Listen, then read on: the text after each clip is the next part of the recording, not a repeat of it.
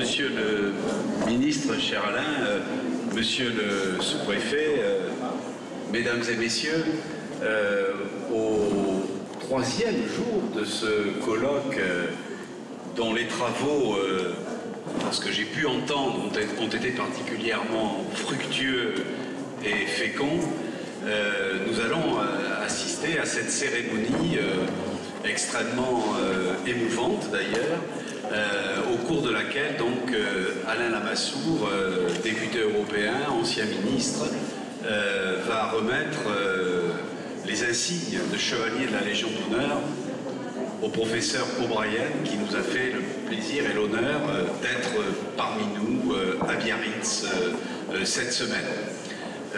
Je voudrais, au nom de la ville de Biarritz, au nom de Didier Borotra, le maire de Biarritz, vous souhaiter à tous, évidemment, une fois de plus la bienvenue et également vous souhaiter une très bonne soirée à l'issue de cette cérémonie importante. Donc, bienvenue à tous. Monsieur le maire adjoint, monsieur le sous-préfet, monsieur le professeur, et cher Chuck, chers amis, messieurs, mesdames les élus, mon cher Jean-Pierre, chers amis, c'est pour moi un très grand plaisir, un très grand honneur de participer à cette cérémonie et d'être celui qui, au nom de la République, va honorer en votre présence le professeur Charles O'Brien. Dans la biographie officielle de Charles O'Brien ne figure pas sa date de naissance à New Orleans. Voilà quelque chose d'étonnant. Un humoriste français, Alphonse Allais, avait un jour remarqué, c'est bizarre, la presse annonce la mort des grands hommes et pas leur naissance. Charles O'Brien est né, Charles O'Brien est là, sa présence ce soir à Biarritz est un honneur pour nous, et sa naissance, son existence, a été un bienfait pour l'humanité. Charles O'Brien est donc né à New Orleans. Il a fait des études de médecine, d'abord à Tulane, puis à Londres, puis à Harvard, et puis à Philadelphie, où il est encore aujourd'hui. Et il a mené une longue, une belle, une féconde carrière, à la fois de médecin, d'enseignant, de chercheur. Il a dirigé le département de psychiatrie du centre médical hospitalier de Pennsylvanie, à Philadelphie. Il a enseigné la psychiatrie à l'université de Philadelphie, toujours le vice-président du département de psychiatrie. Et à la tête de son équipe, il s'est consacré principalement à l'étude des addictions, de l'addictologie, et il a été à l'origine de plusieurs progrès fondamentaux de la médecine et de la thérapeutique. Et notamment le progrès qui a consisté à démontrer que la disposition à l'addiction était le plus souvent d'origine endogène, d'origine génétique. Et que donc c'est l'inné et pas l'acquis. Et que le choix, en quelque sorte, de l'addiction dépend des hasards de la vie, mais si certaines personnes ont besoin de compenser un manque dans leur organisme, c'est à cause de prédispositions génétiques. Et à partir de là, il a pu mettre au point des thérapies combinant bien entendu le soutien psychologique et l'utilisation de molécules pour mettre en place des traitements de substitution, d'abord contre l'alcool, pour remplacer l'alcool, le naltrexone, puis ensuite les produits opiacés, Et ça a été d'abord la méthadone. Je salue Marie-Jeanne Crick, une des premières personnes à avoir utilisé la méthadone à cette fin. Et puis ensuite la buprénorphine, plus connue en France sur le nom commercial de Subutex. Et il a notamment, par ses recherches, montré qu'un produit comme la méthadone, non seulement pouvait servir de produit de substitution, et donc sauver des vies, puisque ceux qui avant se shootaient à l'héroïne peuvent consommer un produit de substitution par voie orale, mais aussi le produit avait des effets positifs sur l'infection virale proprement dite. Ces travaux ont donné lieu à d'innombrables publications, et donc je ne vais pas vous donner la liste des 5 à 600 publications dans les meilleures revues scientifiques médicales du professeur O'Brien, parce que la liste est plus longue même que le palmarès de ses compatriotes Tiger Woods au golf ou Pete Sampras au tennis.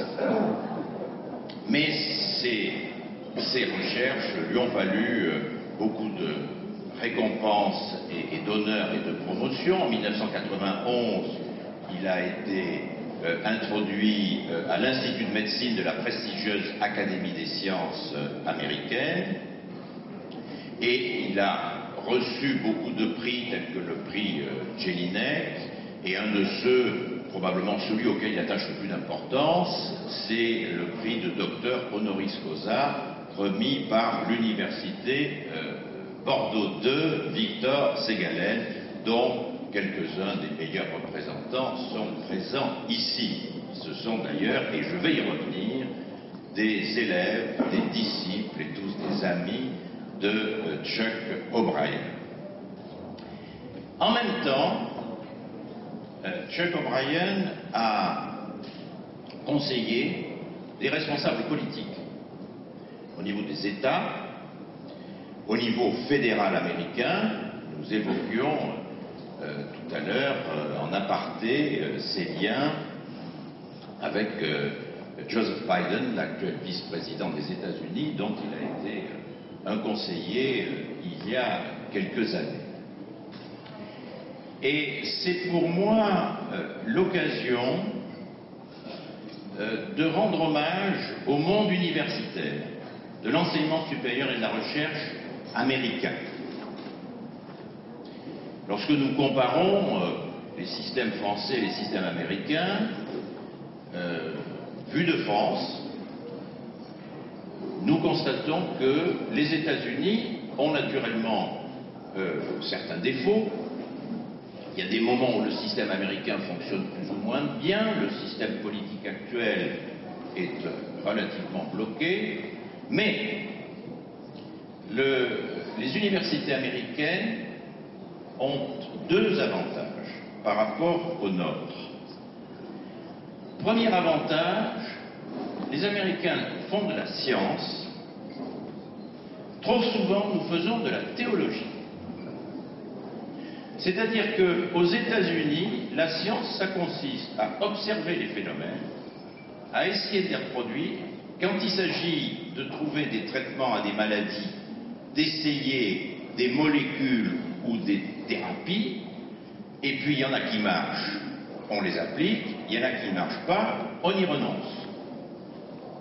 C'est l'observation de la nature qui décide, et l'observation des résultats d'expérience, si la thérapie, si le médicament est bon ou pas. En France, naturellement, on le prend en compte, mais pas uniquement. Il y a des marqueurs. Et donc, nous sommes très attachés à la laïcité, nous disons laïque, mais nous réintroduisons des débats religieux dans beaucoup de domaines. Alors, c'est vrai dans le domaine, certains domaines universitaires, c'est vrai naturellement dans l'activité politique et dans un certain nombre d'activités publiques. Et c'est une faiblesse de notre part. Et c'est un domaine dans lequel nous devrions regarder davantage ce que vous faites. Ça n'est pas un hasard. Si les meilleurs étudiants du monde entier continuent de vouloir venir se former dans les universités américaines. Deuxième avantage des universitaires américains, c'est le lien étroit avec les décideurs, et notamment avec les décideurs politiques. En France, ce sont deux mondes complètement cloisonnés. J'ai eu des responsabilités gouvernementales dans les domaines de la politique économique, dans les domaines du budget, dans le domaine de la fiscalité. Je n'ai pas pu m'appuyer sur des analyses scientifiques. Alors c'est des sujets sur lesquels nous sommes dans les sciences molles, ce n'est pas des sciences dures. On ne peut pas répliquer des expériences, rien n'est comparable. Il n'y a pas de test avec des effets placebo. Alors toute la politique n'est qu'un effet placebo. Mais néanmoins, il y a quand même des économistes, il y a des scientifiques, mais ils travaillent de leur côté. Ceux qui décident travaillent du leur, ce qui fait que dans ces domaines, la France, si on faisait une comparaison avec la médecine, on en est encore à une période intermédiaire de ce qu'était la médecine entre Louis Pasteur et Sir Alexander Fleming. Donc nous sommes encore des rebouteux et pas encore de véritables professionnels. Et donc je tenais à rendre cet hommage particulier à l'université américaine, à la science américaine. Alors maintenant la France. Parce que si Chuck, ce soir, est honoré, c'est bien entendu pour la qualité de ses travaux scientifiques, mais c'est aussi pour tout ce qu'il a fait pour la France. Entre Chuck O'Brien et la France, c'est une histoire d'amour. Je pense qu'il va nous en parler tout à l'heure. Alors cette histoire porte un prénom, Barbara, ici présente, et a donné des fruits. Charles Jr., Evan et Clint, qui est ici et qui prend des photos. Parce que Barbara est d'une famille acadienne, New Orleans, et Charles a toujours eu un sentiment particulier pour la France. Je crois qu'à 50 ans, il s'est mis à apprendre le français et il va nous donner tout à l'heure un exemple de la manière dont il s'exprime dans la langue de Molière. Et très vite, dans ses responsabilités hospitalières et de chercheur, il a aidé ses homologues français et la jeune génération française. Alors il a aidé d'abord en venant en France, participer à des recherches. Je crois que vos premiers contacts ont été à l'INSERM avec le professeur Lemoyle dans des recherches de neurobiologie.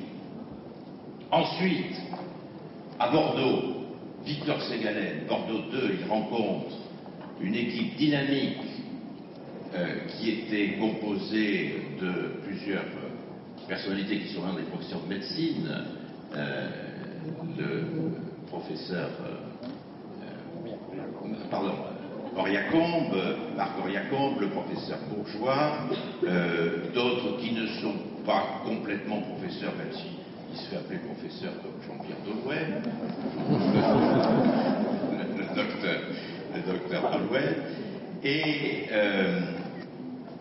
et d'ailleurs, à partir de là, il découvre Bordeaux, l'Aquitaine et le Pays Basque, et c'est à l'occasion d'une soirée arrosée à Sarre, dans une benta, alors je ne sais pas si c'est lui qui a convaincu Marc Oriacombe de venir à Philadelphie, ou Marc Oriacombe qui l'a convaincu de l'amener à Philadelphie, mais Chuck O'Brien a ensuite, chez lui, dans son centre de recherche, reçu et formé de jeunes post-doctorants et de jeunes chercheurs français. Une autre manière d'aider la France. Il a ensuite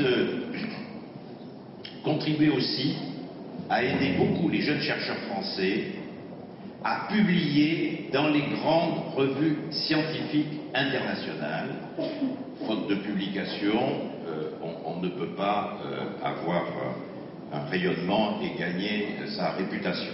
Et donc grâce à notamment les nombreux annual meetings qu'il organise auxquels il participe, à travers notamment l'American Psychiatric Association, il a aidé des jeunes à se faire connaître dans le monde entier. Et puis il a aidé aussi des congrès comme celui-ci. Le congrès de l'Albatros d'abord, du professeur Michel Reynaud et de son élève également présent, M.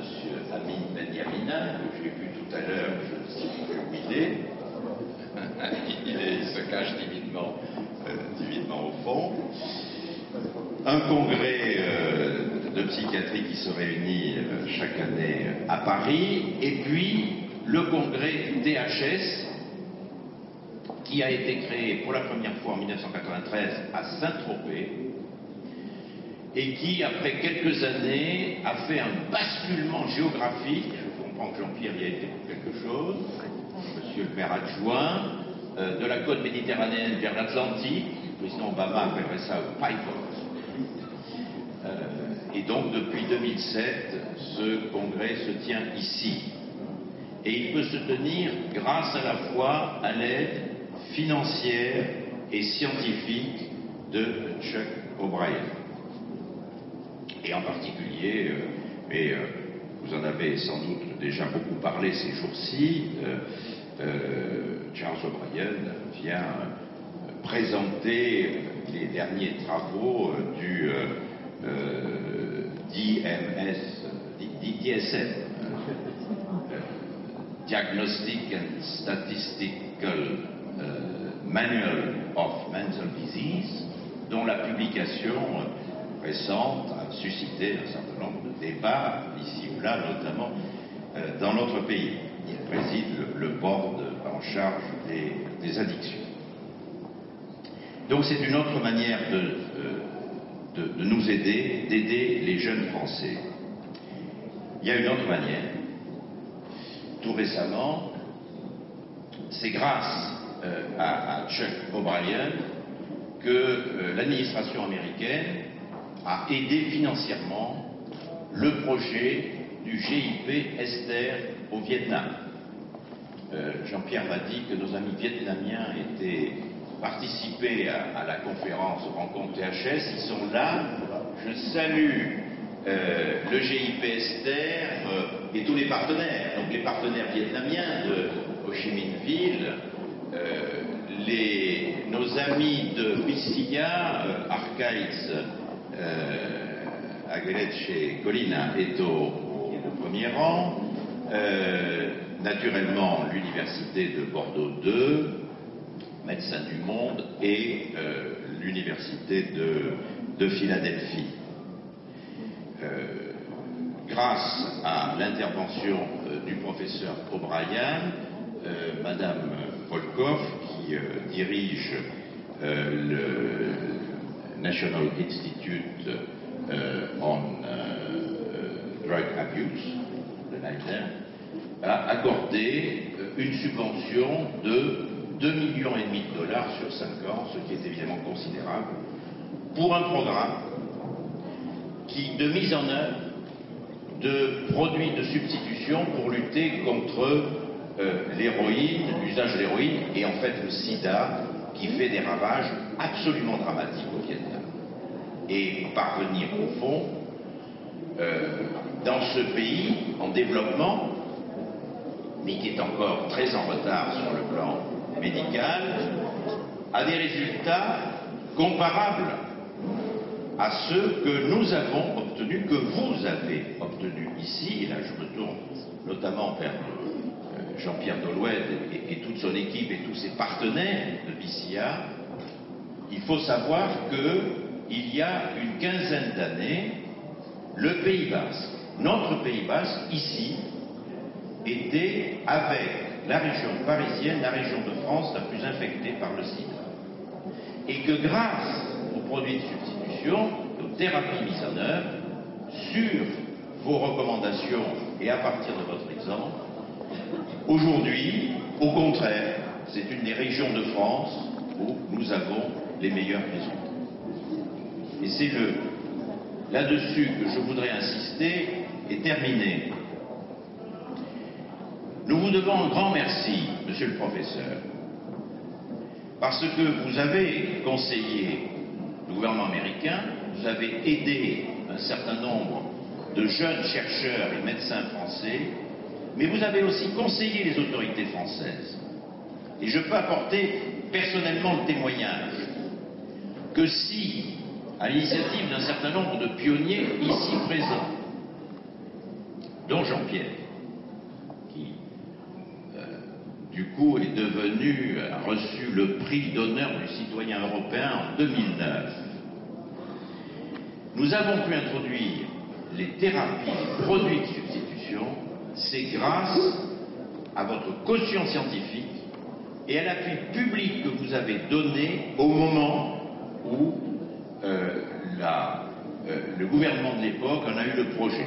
D'abord pour la méthadone, puis pour ce que nous appelons le Subutex, et en mars 1996, très précis, si nous avons pu avoir une décision de gouvernement, si le ministre du budget que j'étais a pu faire introduire sur le marché et remboursé par la sécurité sociale le Subutex, c'est parce que, alors que tous les fonctionnaires étaient contre, alors qu'une grande partie de la communauté médicale était contre, votre autorité scientifique a prévalu sur toutes les autres. Et les résultats que nous avons obtenus grâce à vous ont permis de sauver des dizaines de milliers de vies. Et donc, quand je disais tout à l'heure que l'action, la personnalité et l'action de Chuck O'Brien ont été un bienfait pour l'humanité, ça n'était pas une exagération gasconne.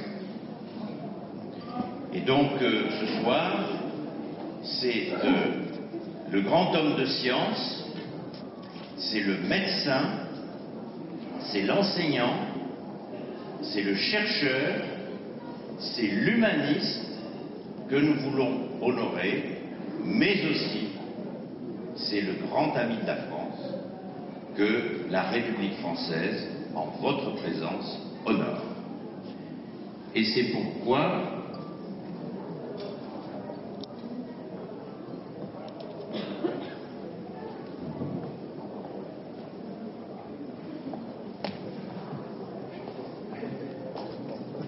Charles Philippe O'Brien, au nom du président de la République et en vertu des pouvoirs qui me sont conférés, je vous fais chevalier de la Légion d'honneur.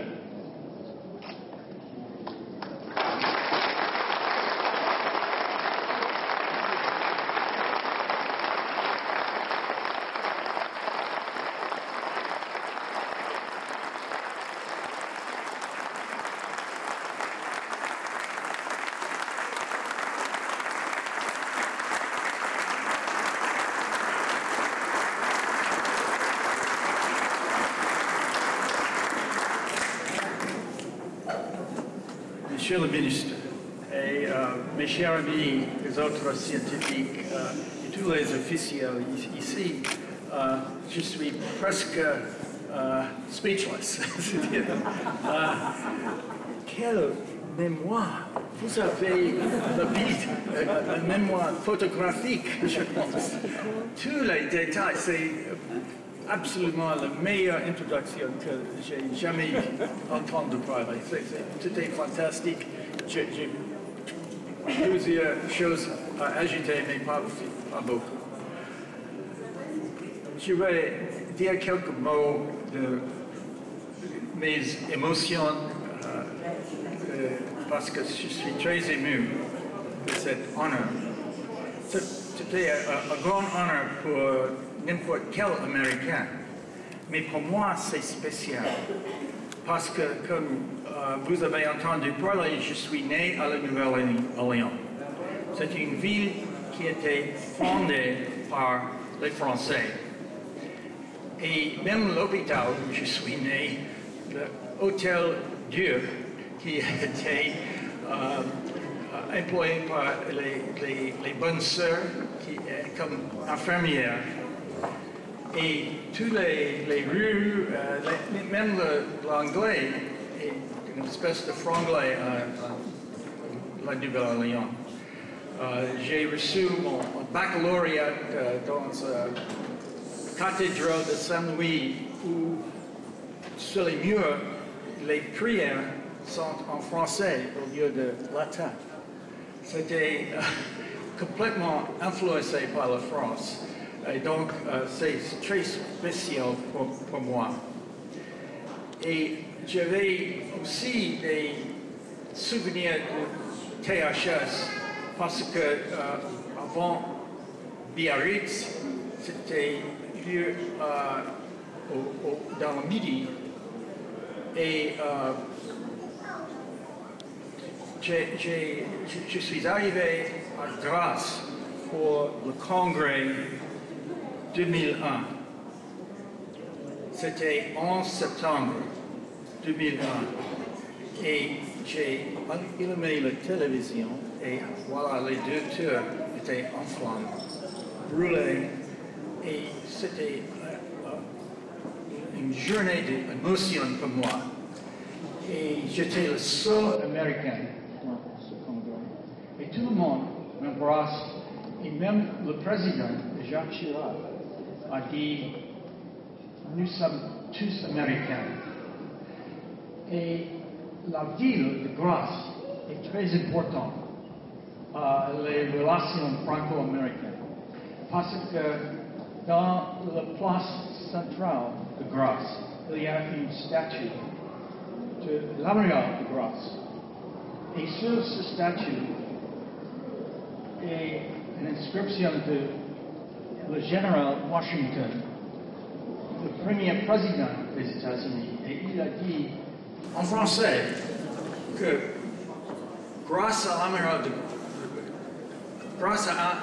Grasse, c'est causé le blocage de la flotte britannique et la flotte française avec le chef de la flotte, l'amiral de Grasse, a sauvé l'armée américaine. Et sans la flotte française, il n'y a pas d'Amérique. Le pays n'existe pas. Et c'était très, très émotionnel et très important. Je suis toujours très ému. Et je dois dire que après ça, j'ai des activités entre Philadelphie et Bordeaux.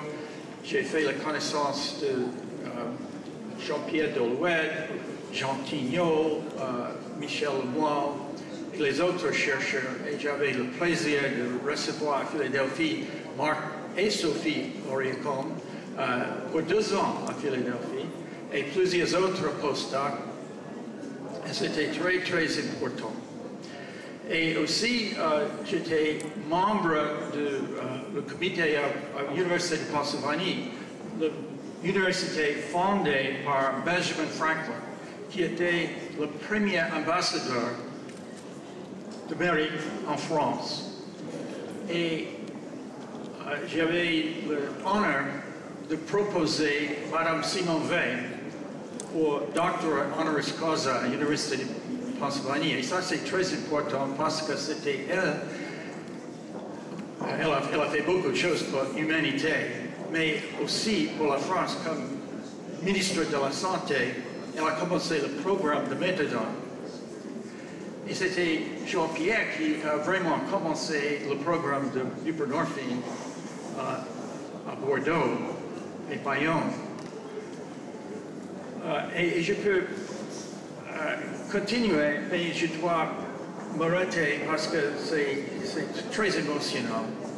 Et je pense que c'est une liaison entre Philadelphie et l'Université de Pennsylvanie, Bordeaux et la France. C'est très, très, très important pour moi. Et je suis très honoré par cette chevalier. Merci beaucoup.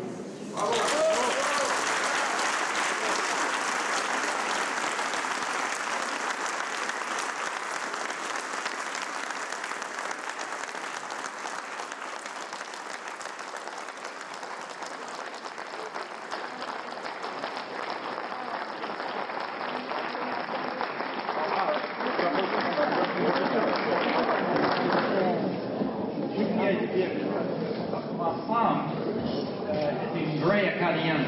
Et sa mère a parlé français comme langue maternelle.